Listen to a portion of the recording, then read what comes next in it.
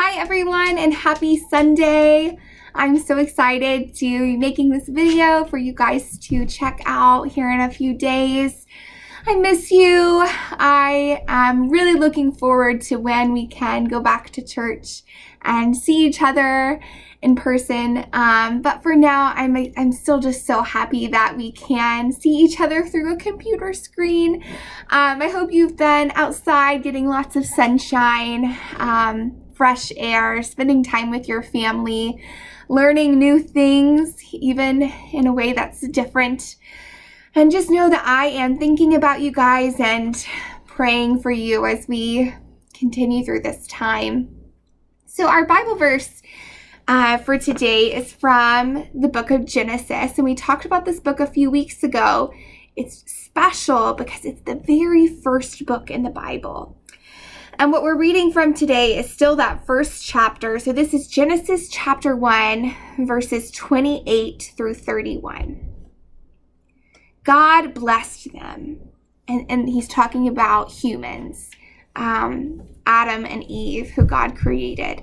God blessed them, and God said to them, "Be fruitful and multiply, and fill the earth and subdue it, and have dominion over the fish of the sea, and over the birds of the air, and over every living thing that moves upon the earth."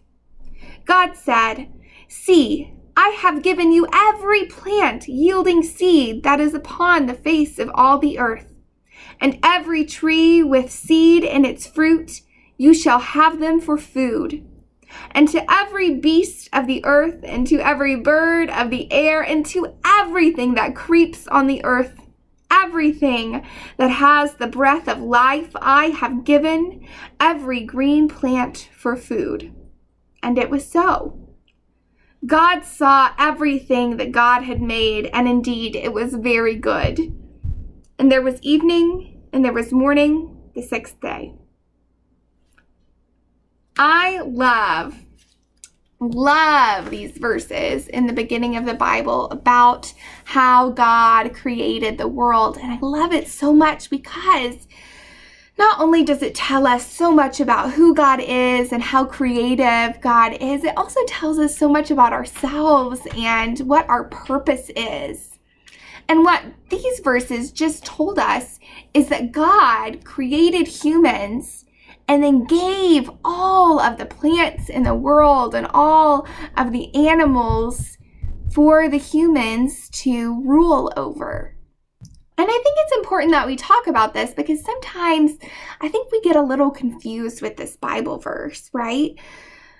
If we're ruling over the world, sometimes people think that just means we get to do whatever we want because we're in charge. But that's not really what God is asking us to do. God says, here is this special, beautiful world that I've made, and I'm going to give it to you to take care of.